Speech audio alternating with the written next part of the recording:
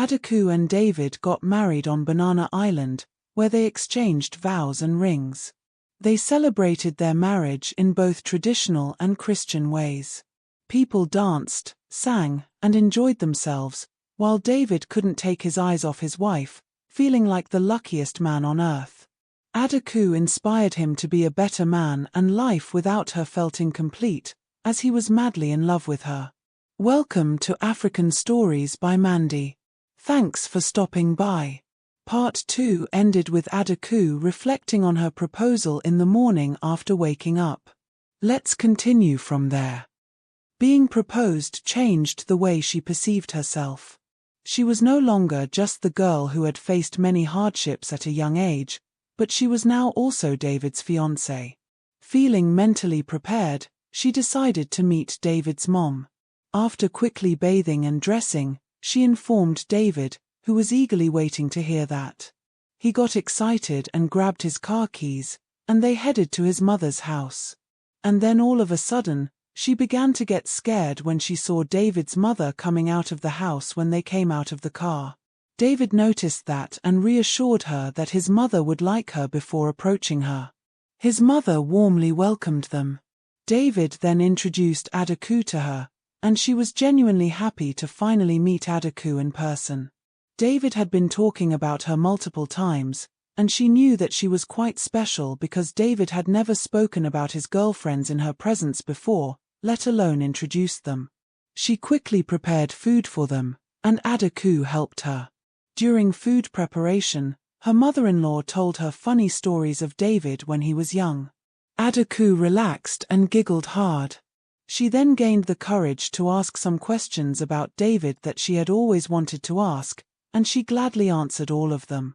This broke the wall between them, and they got to know each other a little better. Before they knew it, the food was ready, so Adaku dished up and they joined David in the dining room to eat, and discuss David and Adaku's upcoming marriage, which was planned to happen in a few months.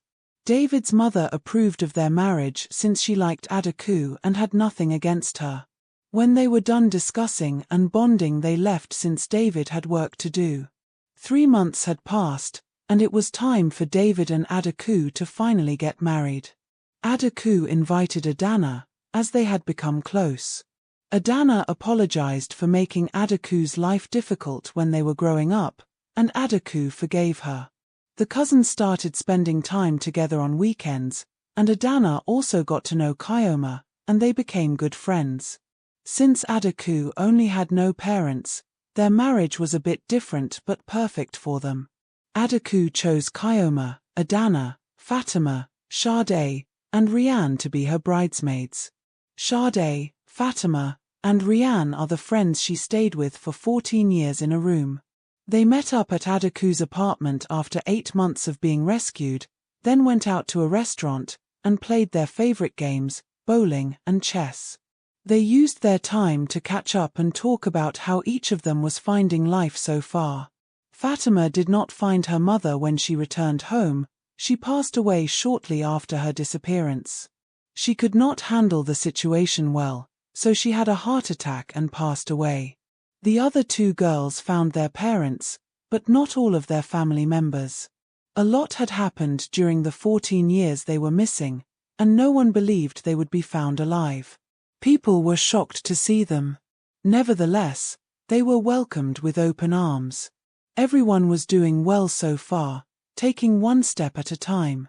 That was good news that even made the day more special for them, and they enjoyed it. It was time for departing, so each went home. Upon arriving, Adaku found David finishing cooking. She took a bath and joined him for the meal. Her relationship with David was flourishing, and they were each other's best friends besides being lovers. Sharing an apartment helped them to know more about each other. Now, they were more than ready to get married. They were getting married on Saturday. David moved back to his house to give Adaku some space. Adaku's friends came to support and assist her with wedding preparations. They helped her to choose a white wedding dress. Her traditional dress has been delivered already along with Davis's attire. Together, David and Adaku picked their wedding cake and playlist. David hired someone to decorate the wedding venue, allowing Adaku to focus on herself and fully experience the joy of getting married. Her friends also made sure everything was going according to plan. Although she wished her parents could be present, the support of her friends, cousin, therapist, David, and his family was more than enough. They were her family, and she was grateful for everything they had done for her.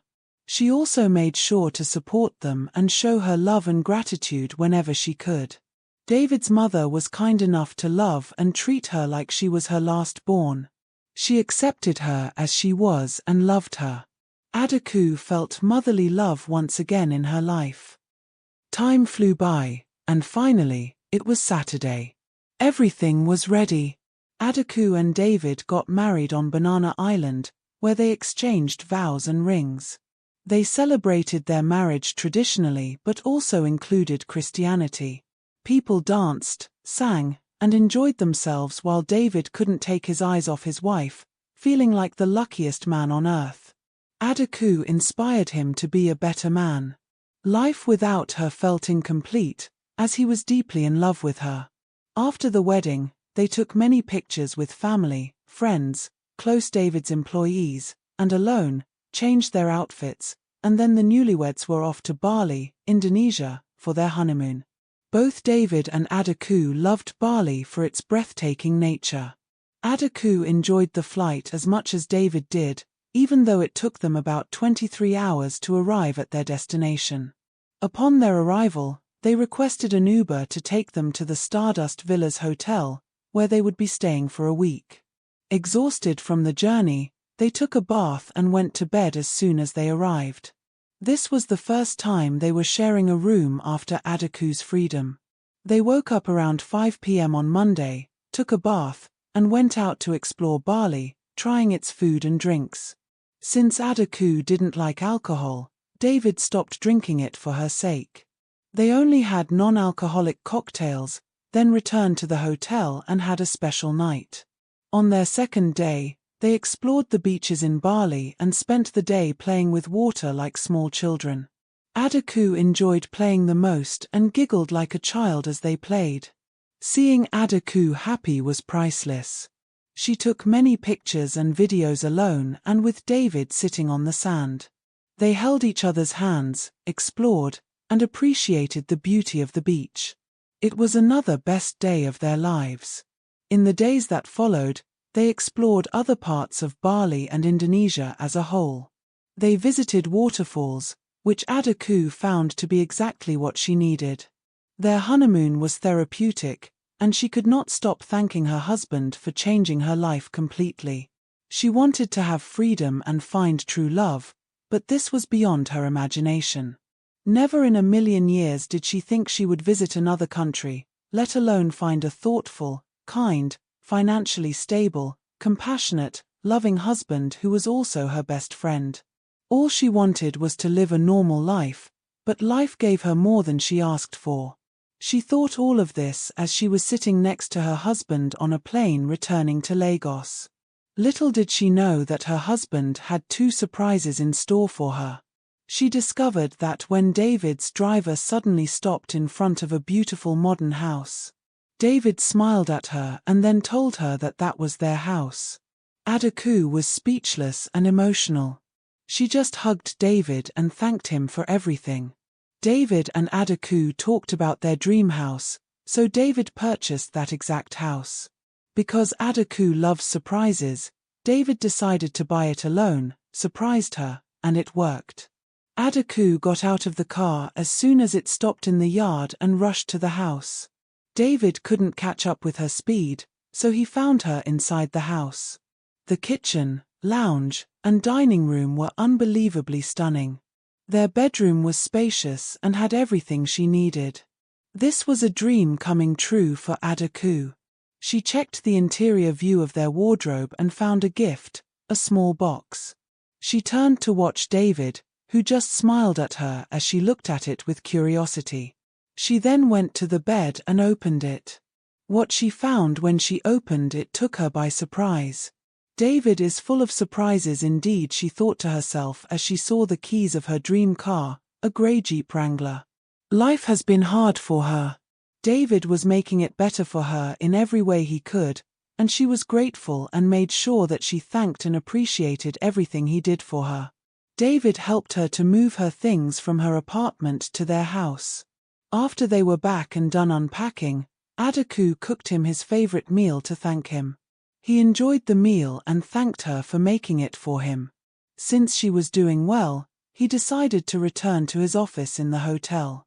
On the following day, Adaku woke up earlier than him, washed her face and teeth, and prepared breakfast for them and his lunch. She also prepared his clothes so he only bathed, dressed, and ate breakfast before heading to his office. Out of all the girls he had been with, it was only Adaku who prepared his clothes and lunch. Other women only made breakfast. He had to order his lunch at work. Adaku was the right person for him, indeed. At work, he had a productive day and could not wait to return home to see his gorgeous wife. When he returned around 6 p.m., he found dinner ready. Adaku showed him new clothes she bought during the day. She took him by surprise. He was grateful though. He felt loved and appreciated. Again, Adaku was the first woman he dated who bought him clothes. She was undeniably special. She also offered a massage after he was done bathing and eating, and he appreciated the fact that Adaku offered a massage without him asking. Adaku continued to take care of David and show her appreciation. Following their marriage, Adaku and David lived a happy life together as a couple, handling their disagreements healthily, although they hardly had any. Adaku learned to drive and drove her car for the first time after 2 months. Kyoma, Fatima, Sade, Adana, and Rianne came to see her car before she could drive, and they were so happy for her. Fatima was hesitant about dating, but she started to see the beauty of love in Adaku's life. Adaku also began to work remotely after finishing her driving lessons. David offered her an assistant position, so she became his assistant, taking on some of his work during the day. She also fostered 2 siblings, a 2-year-old boy named Io and a 4-year-old girl named Amora, after a year of marriage. Io and Amora's mother could not take care of her children as she was terminally ill and had no one to look after her children, so she decided to give them to Adaku and David after hearing that they wanted to adopt children. David and Adaku were very grateful for the children, so they immediately began the process of adopting Io and Amora. In addition to that, they started funding orphanages and programs designed to eradicate poverty in Nigeria, but they kept these acts a secret. They also assisted her with settling her medical bills even though she insisted she could handle them as she was a financially stable young widow and nurse. Io and Amora were so happy to meet Domini, their older brother who lives far away. Domini met Adaku after the wedding when he visited Nigeria because his mother lived with him in Durban, South Africa, so he missed his father's marriage. Adaku treated him as her child, and they got along. However, Domini's mother did not want Adaku to be close to her son, as she did not approve of Adaku. She had hoped to be the one to marry David, not Adaku. Adaku could sense that Domini's mother did not want her near her child. However, there was little she could do, as she stayed with David. Domini's mother even hurt her by calling her barren, since she had not yet had a child after a year of marriage. That deeply hurt Adaku, especially since she had done nothing to be called barren. She took good care of her son whenever he came by. She often wondered why Domini's mother was being mean to her just because she had married David. Fortunately, this did not affect her too much, as they were just beginning to try to conceive. She had nothing to worry about, she just needed to focus on getting pregnant. 3 years had passed, and Io and Amora were finally adopted into the Balogun family, officially part of it. Adaku was doing a great job raising them, and their biological mother was glad she had entrusted her children to her. Although Adaku was not their biological mother, her love for them was more than enough. So Amora and Io's mother peacefully passed away knowing that her children were in good hands. Adaku and David were there for Amora and Io during that hard time. Adaku understood very well how to lose parents at a young age, and she did everything she longed someone would do to her after her parents' passing. She felt bad for her adoptive children. However, she was going through a hard time too. She was struggling to conceive a child. It had been 2 years since she had been trying to get pregnant but couldn't. David was not bothered by that. He loved her regardless. Adaku, on the other hand, was worried and crying more often. He was there for her. She wanted to at least give David 2 children, a boy and a girl. Was it too much to ask for? She cried behind closed doors, but it did not help, nor did the doctors.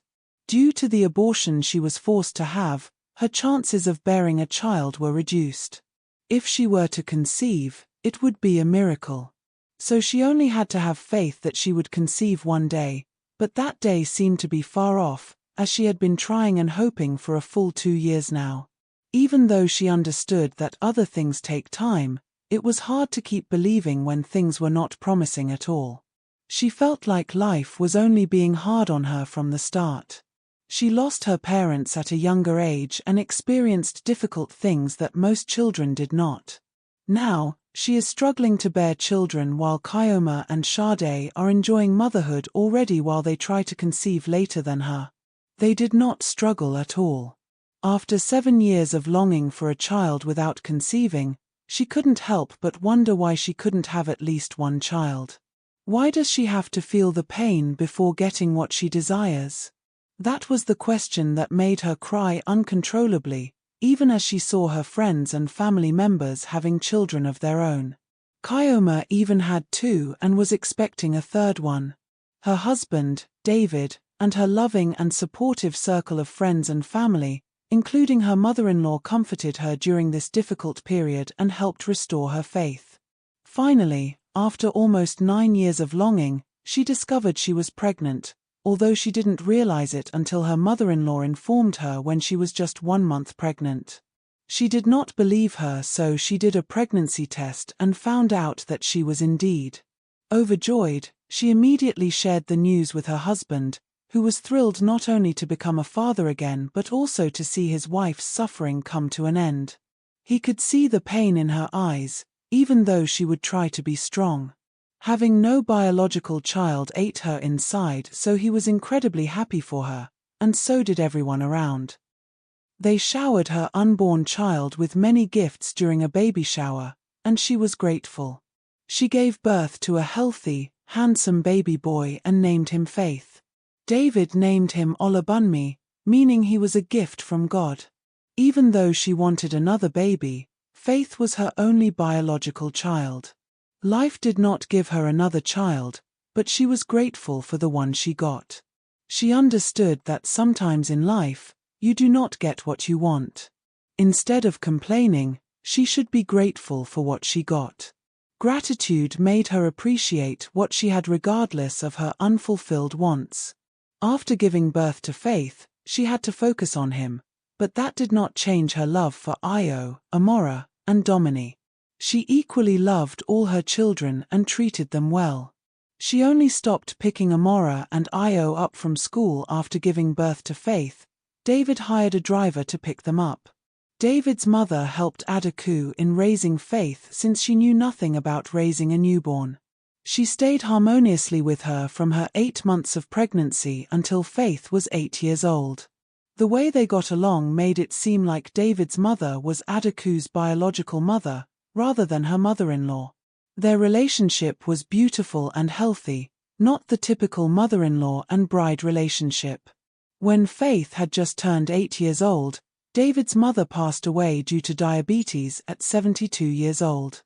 Her death hit Adaku and David hard, as they both lost a mother and a father since she played all of the roles as a single widow. David's siblings, Kyoma and Adojide, were also devastated by the loss of their mother. However, they all found strength in the memories and lessons she imparted to them. Even her grandchildren were deeply affected by her passing, as they had formed a strong bond with their grandmother, who used to tell inspiring African stories to them during the nights when they were young. Nights without her were weird. Time flew by, and before they knew it, Faith was 12 years old and in secondary school. A 24-year-old Amora was doing her third year at the University of Witwatersrand in South Africa, studying civil engineering. She grew up to be a challenging child. Being the only baby girl of her parents made her spoiled.